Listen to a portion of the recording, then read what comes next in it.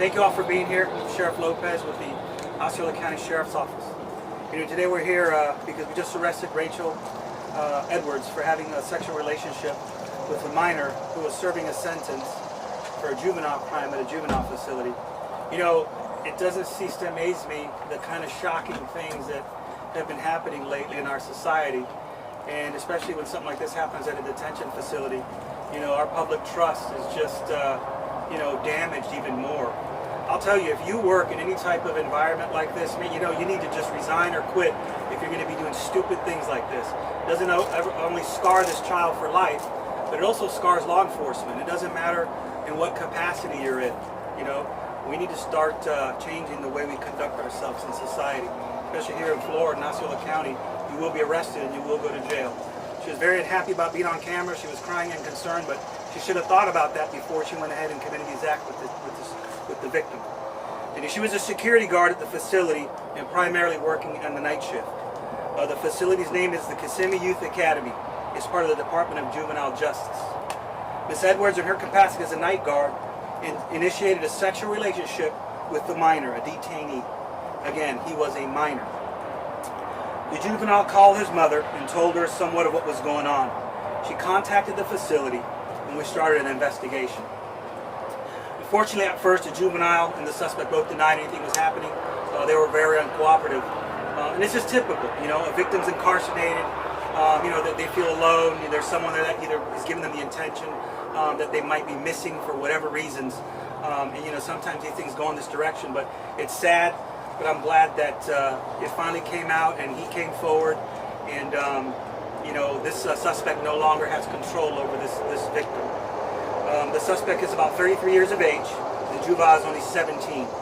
Recently, the juvenile did decide to come forward, like I said, and talk about what happened, and I'm proud that he did. He said 3 weeks after the juvenile arrived at the center, he got a letter from the guard asking his age. They started writing letters back and forth.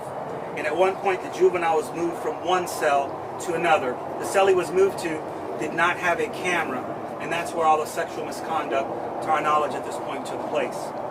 When interviewed by our detectives, Ms. Edwards gave a full confession for having sex with the juvenile. She's been arrested for the following charges: 4 counts of unlawful sexual activity with a minor, 2 counts of lewd and lascivious touching of a minor.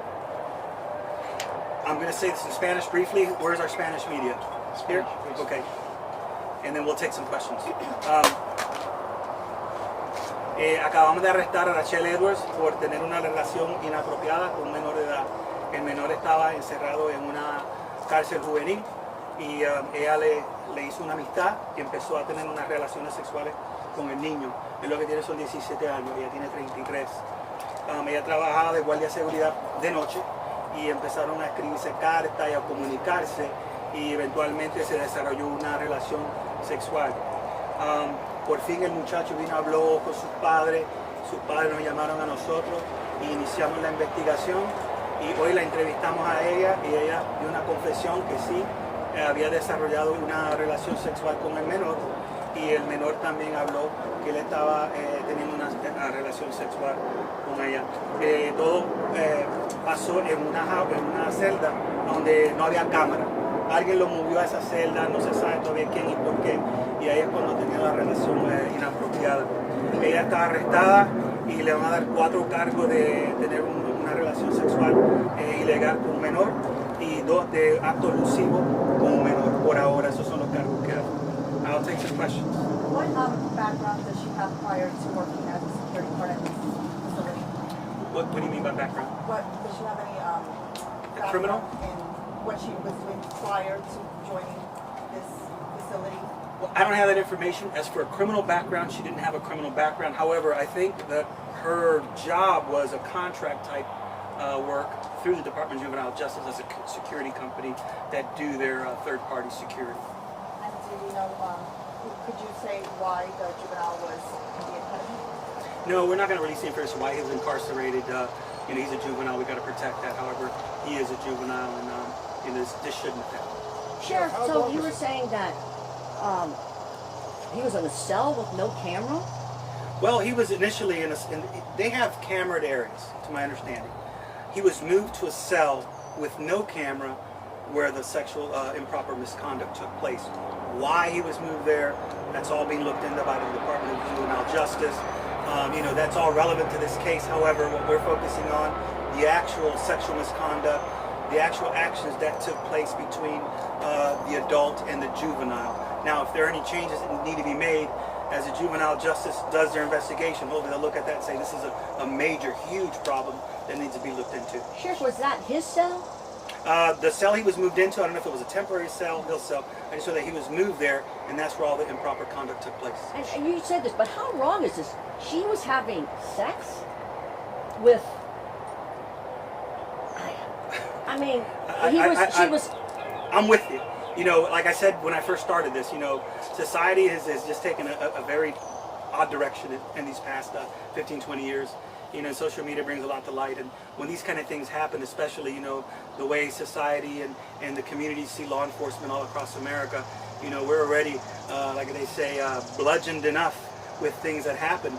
But, like I've told people before, in the state of Florida, we're very fortunate. Our governor and our communities love us as law enforcement officers, and we're really fortunate.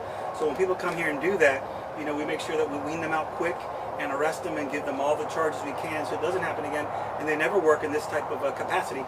She wasn't a law enforcement officer per se. She was contracted through third party, so that might be an issue also. Sometimes government entities cut corners to hire someone at cheaper labor, and that could be an issue.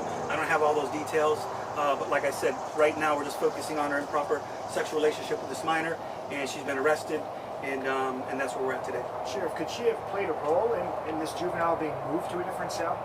Could have, like I said, we're still looking into that. Like I said, basically from the investigation that has been unfolded, our main focus is going to be the improper sexual relationship.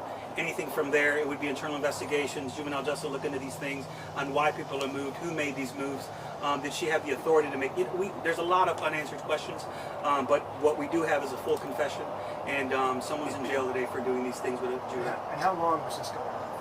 Well, from my understanding, the juvenile was transported there around January, and she was relieved of her duties in February, and it was in a matter of a 2-week period where they approximately started their relationship.